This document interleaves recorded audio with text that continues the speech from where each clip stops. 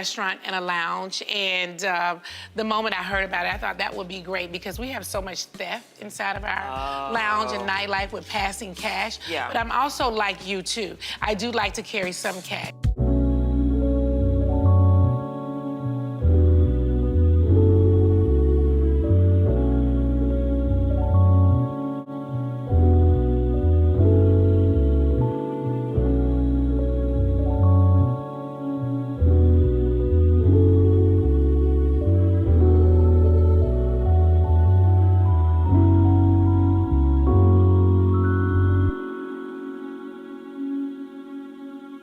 And this is what's going on in the UK. And you can see this article here. UK cashless society a step closer as more than 23 million people abandon coins.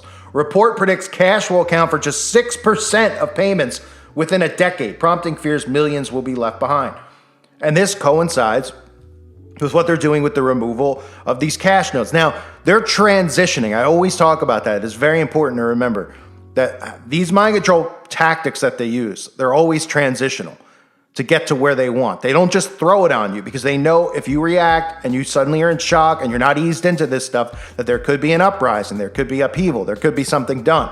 So they ease you in. So what they're doing is they're taking this money out of circulation, which means that if you go somewhere with a $50 bill, $50 pound, whatever, $50 note, whatever you want to call it.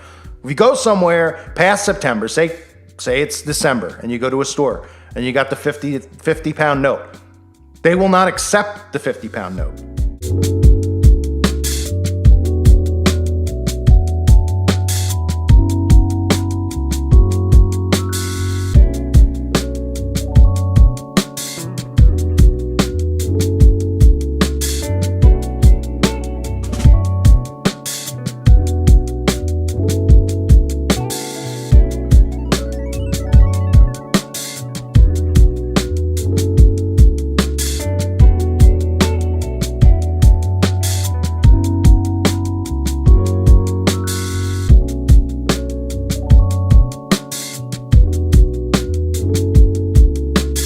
The Trinidad and Tobago Police Service continues to appeal to citizens to conduct cashless transactions, especially when it involves a large sum of money. Inspector Michelle Lewis says there continues to be instances where people are carrying large sums to conduct business and are being targeted. She's urging the public to engage in online transfers, direct deposits, or even a manager's check when a significant amount of money is involved.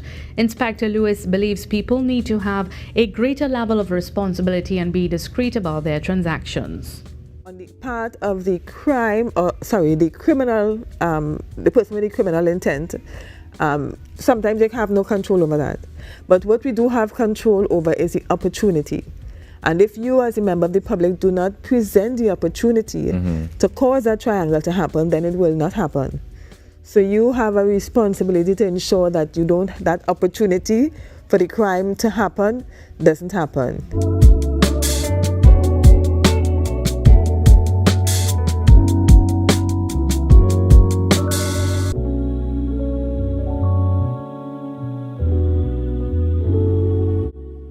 And if you notice, my country was the first where they made cash illegal. 2016, digitalization was forced on the country. 8 o'clock in the evening announced midnight, cash was illegal, the big notes. And 70% of the economy crashed. This digitalization is now going all over the world, and there's a war on cash. They call it war on cash because cash is merely a medium of exchange. It has no value in itself. It's just a promise. You read the dollar note, it says, I promise to pay the bearer. When it's digital, even a credit card, you're giving rents to the global financial system. But when it's cryptocurrency in the hands of algorithms, in the hands of big tech, they will do what is happening in China. Create social credit system to decide a new caste system.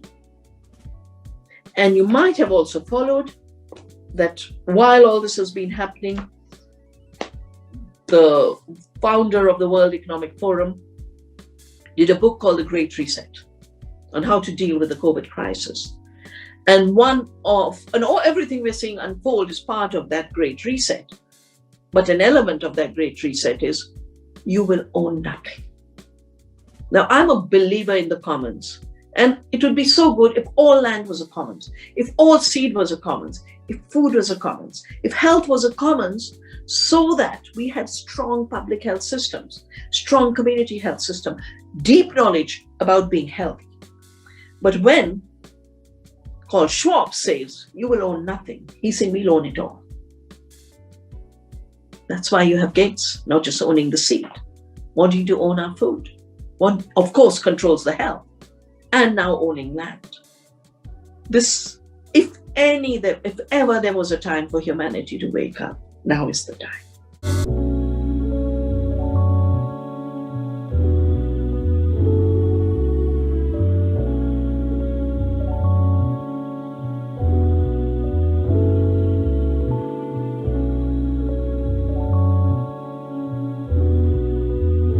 The cashless society was part of the Great Reset, in which all physical money was erased.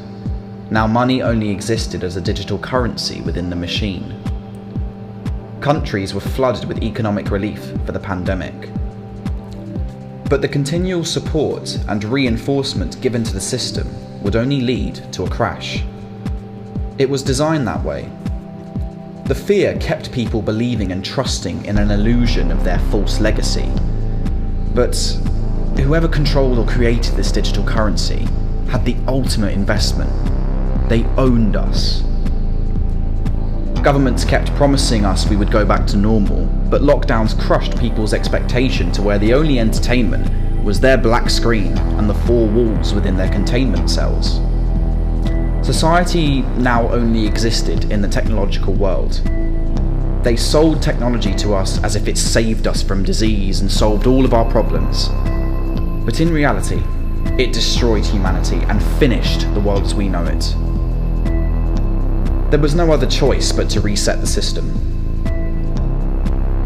With the cashless society in place, they brought in global credit scoring, the new economic model. From fear of loss and security, humans sacrificed their freedom into the satanic pit, blindly following their masters. Through the social credit score, humans have become the perfect product. The credit score gave an analysis to what sort of citizen you were. Are you a good citizen? How did you behave? You had to comply or you were penalised and your points were deducted. Eventually you were blacklisted and sent to the camps. With AI surveillance fully integrated into society, and with the satellite systems in place, everyone was tracked. There was no way out. You couldn't hide. The cashless way was sold to us through the tech companies and made to look perfectly streamlined and effortless. We continued to comply with the capitalist beliefs because we were rewarded just enough to keep in the loop. But this was the trick. To keep their corruption a secret, we had to be the ones that hid it, and we did. We were bribed by the lie that their way was the only way. Through compliance, we made their darkness more powerful. It was the repeated pattern that they used on us over and over again, because it worked. Until we became conscious, no one rebelled, but unless we rebelled, no one would become conscious. People resisted and fought with anger, but their souls were shattered from years of entrapment. People wanted anarchy, but their increasing powerlessness only led to self-destruction and dismantling of their spirits. The cashless society is the next step, but how we work with it determines the step that follows. Centralization leads to mass control, and mass control is dictated to us by the few. We can't get distorted by the lies we are being told. We are the many, and through breaking out of old human mind patterns, we can create our own future. A future determined by us. But we must see that future now and constructively work at it. What world do you want to create? By letting psychopaths run our world, we have destroyed this incredible experience, full of potential, and allowed it to suffocate our light. We had a choice, and there was once hope, but now that's over. Consciousness surpasses death. But what destruction will you leave behind? We have a window of opportunity, and we have it now. Will we take it? Will you? All At this pivotal moment, I see several priorities for the global agenda. We must continue to fight against the global pandemic. We must revitalize the global economy and accelerate its transition to net zero.